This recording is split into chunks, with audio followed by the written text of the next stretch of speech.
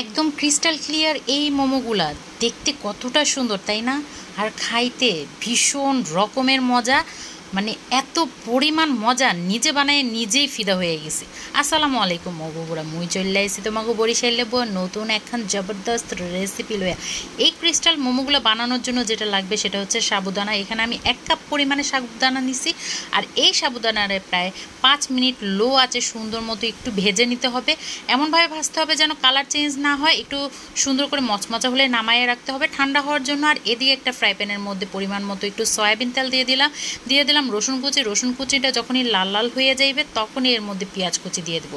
পেঁয়াজ কুচিটা সামান্য লবণ দিয়ে ভাজা ভাজা করে দিয়ে দিব এখানে ক্যাপসিকাম, লাল মরিচ যেটা আমি বিচি ফেলাই দিছি, আর একটা ম্যাজিক মশলা দিয়ে সুন্দর মতো নেড়ে চেড়ে মশলাটারে ভাজা ভাজা করে লইতে হইবে। যখনই মশলাটা সুন্দর মতো ভাজা ভাজা হইয়া যাইবে এর মধ্যে দুগ্গা মুরগির আন্ডা ভাঙ্গা দিতে হইবে। আর আন্ডার উপর একটুখানি নুন ছিটাই দিতে হইবে, দিয়ে সুন্দর মতো ডিমের স্ক্রাম্বেল বানাই লইতে হইবে। তারপরে হগল কিছু এক লগে সুন্দর মতো মিলাই জিলাই লইলেই কিন্তু এই পুরটা একেবারে রেডি। আর এখানে মুই একটু ধনেপাতা দিয়ে সুন্দর মতো পুরটারে রেডি করে লাগছে। আপনারা চাইলে কিন্তু চিকেন কিমা পুরো করতে পারেন, কোনো সমস্যা নেই, তবে ঝটপটের মধ্যে এই পুরটা বেস্ট। হেয়ার পর সাবুদানাটা কিন্তু ঠান্ডা হয়ে গেছে, একটা মিক্সিং জারে নিয়ে নিলাম, নিয়ে সুন্দর মতো একেবারে গুঁড়া গুঁড়া করে লই এসি। হেয়ার পরে এটার একটু ছাড়লা লইতে হবে। ছাড়ার পর দেখবেন যে উপরে অনেকটাই বড় বড় দানা রয়ে গেছে আর নিচে একদম মিহি আটাটারে পাওয়া যাবে। এইরকম মিহি আটাই লাগবে। দিয়ে দেবো 1 কাপের একটু পরিমাণ কর্নফ্লাওয়ারটা দেওয়া হয়ে গেলে দিয়ে দেবো এর মধ্যে পরিমাণ মতো একটু নুন আর এখন পানি লিমু। আর এই পানিটা কিন্তু মোটামুটি ভালো গরম, মানে একদম ফুটন্ত না হলেও ফুটন্ত পর্যায়ের গরম পানি, সেটা দিয়ে সুন্দর মতো আটাটারে ময়ান দিয়ে লইতে হইবে। প্রথমে একটা স্প্যাচুলা দিয়ে পানিটারে মিশাই লইতে হইবে, যেহেতু পানিটা কিন্তু অনেক বেশি গরম। এরপর হাত দিয়ে সুন্দর মতো মইথা একটা নরম সফট ডো বানাই লইতে হইবে।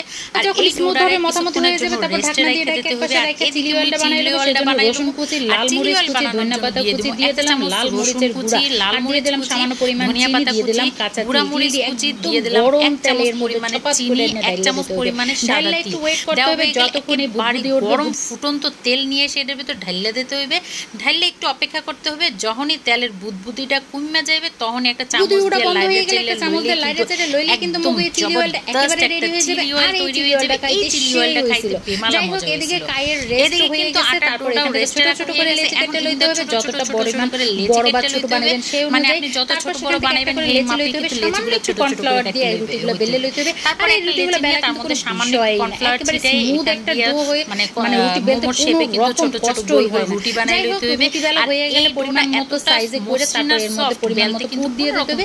পুর দিয়ে নিজের পছন্দ মতো ডিজাইন করে লইতে হবে, তবে ডিজাইন ছাড়া এর পরিমাণটা মানে আমাদের দেশে যে কুলি পিঠা আছে না সেরকম করে বানাই লইতে হবে, দেখতে বেশি সুন্দর লাগে।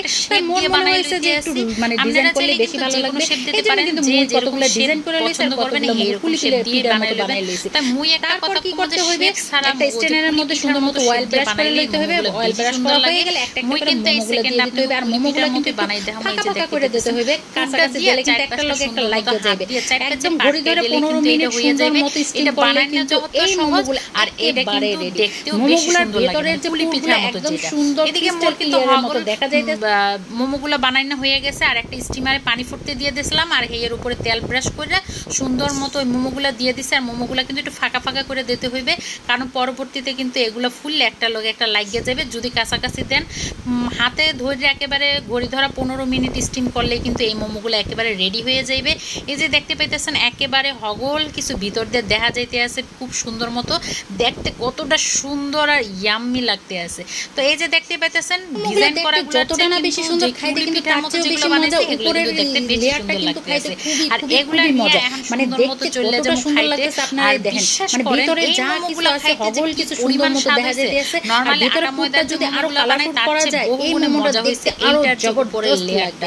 এরপর আর কি এই যে দেখেন এক চামচ দেখা যাইতেছে মোমোগুলার রংটা কতটা সুন্দর হইছে, ভিতর দিয়ে সব দেখা যাইতেছে। এত পরিমাণ মজা হইছে। চিলি অয়েল লইলাম, দিয়ে দিলাম একটা মোমোর উপরে সুন্দর মতো নিয়া যখনই মুখের মধ্যে দিছি মোর বুবু দাদুরা মনে হইছে একেবারে মাখন, মানে এত মজা হইছে নিজেই বিশ্বাস করতে পারতেছি না। তো এই রেসিপিটাকে আপনাদের দ্বারা কেমন লাগছে জানাইতে ভুলবেন না। কোনো একটা অংশ যদি ভালো লাগে তাহলে মোর চ্যানেলটা অবশ্যই সাবস্ক্রাইব করে দেবেন আর লাইক কমেন্ট করে মোর পাশে থাকবেন। সব ভালো থাকবেন, ধন্যবাদ।